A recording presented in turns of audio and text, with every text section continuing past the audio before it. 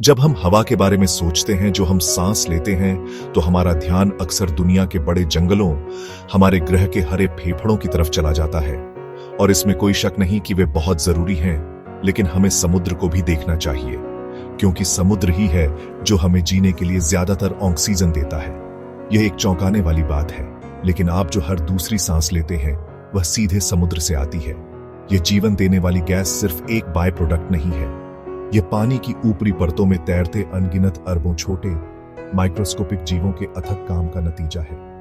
ये छोटे जीव हमारे एटमॉस्फेयर के अनसंग हीरो हैं, जो हमें अपने सरल फिर भी बहुत जरूरी अस्तित्व से चुपचाप सहारा दे रहे हैं। इन माइक्रोस्कोपिक लाइफ फॉर्म्स को फाइटोप्लैंक्टन कहते हैं। जमीन पर पौधों की तरह वे अपना खाना बनाने के लिए फोटोसिंथेसिस नाम की प्रक्रिया का इस्तेमाल करते हैं।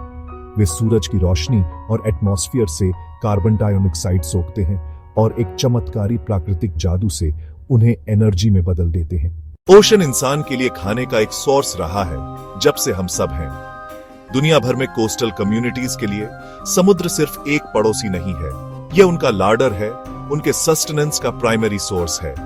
अरबों लोग अपने प्रोटीन के मेन सोर्स के लिए फिश और दूसरे सी फूड पर डिपेंड करते हैं। उन छोटी फिशिंग बोट से जो अनगिनत गांवों में सुबह सुबह निकलती हैं, उन बड़े इंडस्ट्रियल ट्रॉलर्स तक जो गहरे समुद्र में जाते हैं, ओशन एक बाउंटी देता है जो ग्लोबल पॉपुलेशन के एक बड़े हिस्से को फीड करता है। समुद्र से यह हार्वेस्ट दुनिया भर के देशों की कल्चर, इकोनॉमी और डेली सर्वाइवल में बुना हुआ है। प्लैनेट की पैंट्री बहुत बड़ी है, लेकिन यह इन्फिनिट नहीं है। इस पैंट्री की रिचनेस चौंकाने वाली है। यह लाइफ की एक इनक्रेडिबल वैरायटी देता है जिसे हमने हार्वेस्ट करना सीखा है। इसमें टूना और मैकरल के बड़े झुंड हैं जो पूरे ओशन बेसिन्स में माइग्रेट करते हैं। ओशन हमारे प्लैनेट के वेदर और क्लाइमेट का प्राइमरी ड्राइवर है। यह एक बहुत बड़े सोलर पावर्ड इंजन की तरह काम करता है जो लगातार एनर्जी को पूरी दुनिया में मूव और रीडिस्ट्रीब्यूट करता है। सन की किरणें इक्वेटर पर सबसे ज्यादा तेजी से पड़ती हैं, जिससे ट्रॉपिकल सीज की सरफेस वाटर्स गर्म हो जाती है। हीट का यह बड़ा स्टोर एक जगह नहीं रहता, इसे ओशन करंट्स का एक कॉम्प्लेक्स नेटवर्क उठाता और ट्रांसपोर्ट करता है, कुछ सरफेस पर और कुछ गहराई में। ये करंट्स एक ग्लोबल कन्वेयर बेल्ट की तरह काम करती है, जो इक्वेटर से पोल्स की ओर गर्म पानी ले जाती है और पोल्स से ट्रॉपिक्स की ओर ठंडा पानी वापस लाती है। यह लगातार सर्कुलेशन अर्थ के क्लाइमेट को रेगुलेट करने के लिए बहुत जरूरी है। ओशियन की सतह के नीचे झांकना एक बिल्कुल अलग दुनिया में एंटर करना है, सांस रोक देने वाली ब्यूटी और एक्स्ट्राऑर्डिनरी क्रिएचर्स का एक किंगडम। यह वाइब्रेंट कलर, अजीब शेप्स और फैसिनेटिंग बिहेवियर्स की दुनिया है। यहाँ लाइफ ने ऐसी कंडीशंस के हिसाब से खुद को ढाल लिया है जो लैंड पर हमारे लिए पूरी तरह से एलियन है। बहुत ज्यादा प्रेशर के लिए एक्टिविटी से भरे सनलाइट, कोरल रीफ से लेकर मिस्टीरियस डार्क एबिस तक, ओशियन हमारे प्लैनेट पर लाइफ की सबसे इनक्रेडिबल डाइवर्सिटी का घर है।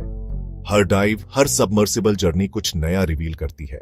जैसे जमीन पर जंगल और घास के मैदान होते हैं, वैसे ही समुंदर के अपने बड़े बड़े पेड़ पौधों के बगीचे होते हैं। ये पानी के अंदर के घास के मैदान और जंगल बहुत जरूरी है, क्योंकि ये बहुत सारे समुद्री जीवों को खाना, रहने की जगह और ऑक्सीजन देते हैं। इनमें से सबसे खूबसूरत है केल्प फॉरेस्ट। ये पेड़ों से नहीं बने होते, बल्कि एक तरह की बड़ी भूरी शैवाल से बने होते हैं जो बहुत ऊंची बढ़ सकती है। एक और तरह का छिपा हुआ बगीचा हमारी तटरेखाओं के उथले सुरक्षित पानी में पाया जाता है। समुद्री घास के मैदान ये असली पौधे हैं जिनकी जड़ें, पत्तियां और फूल होते हैं, जो खारे पानी में पूरी तरह से डूबे रहने के लिए अनुकूलित हो गए हैं। बहुत टाइम से हम ओशन को एक अनलिमिटेड रिसोर्स और एक आसान डंपिंग ग्राउंड मानते थे, एक ऐसी जगह जो इतनी बड़ी है कि हमें लगता था कि हमारे एक्शंस का कोई परमानेंट इंपैक्ट नहीं होगा। हम गलत थे। आज ओशन हमें क्लियर और अर्जेंट सिग्नल दे रहा है कि वह बहुत बड़ी प्रॉब्लम में है। इस बीमारी का सबसे विजिबल और हार्ट ब्रेकिंग साइन है प्लास्टिक पॉल्यूशन। हर साल लाखों टन प्लास्टिक वेस्ट, बोतलें, बैग्स, फिशिंग नेट्स और माइक्रोस्कोपिक प्लास्टिक के टुकड़े मरीन एनिमल्स प्लास्टिक को खाना समझ लेते हैं, जिससे उन्हें भूख से मरना पड़ता है और इंटरनल इंजरीज होती है। वे बड़े प्लास्टिक के मलबे में फंस जाते हैं, जिससे वे डूब सकते हैं या उन्हें भयानक घाव हो सकते हैं। उसी टाइम एक और इंसिडियस खतरा ओशन की केमिस्ट्री को ही चेंज कर रहा है, क्लाइमेट चेंज। जैसे जैसे हमारा प्लैनेट गर्म होता है, ओशन ज्यादातर एक्स्ट्रा हीट को एब्जॉर्ब कर लेता है। यह warming, damaging coral bleaching events का कारण बन रही है। यह ज्यादा एसिडिक होता जा रहा है। इस प्रक्रिया को ओशन एसिडिफिकेशन कहते हैं। यह बदलाव समुद्री जीवन के ताने बाने को खतरे में डालता है, खासकर उन जीवों के लिए जिनके पास शेल या कंकाल होते हैं। हमारे सामने जो चैलेंज है वो बहुत बड़ा है, पर ऐसा नहीं है कि हम उसे पार नहीं कर सकते। ओशन में रेजिलियंस और रिकवरी की इनक्रेडिबल कैपेसिटी है, अगर हम उसे चांस दें। पैसिव ऑब्जर्वेशन का समय अब खत्म हो गया है। हम अब अपनी हिस्ट्री के एक क्रिटिकल जंक्चर पर हैं, जहां हमारे चॉइसेस ओशन का फ्यूचर तय करेंगे और बदले में हमारा अपना फ्यूचर भी। हमें अब ओशन से एक प्रॉमिस करना होगा, उसे प्रोटेक्ट करने का प्रॉमिस। यह एक रिस्पॉन्सिबिलिटी है जो हम में से हर एक पर आती है। हमारा प्रॉमिस इस कमिटमेंट से शुरू होना चाहिए कि हम जो लेते हैं और जो फेंकते हैं उसे कम करें।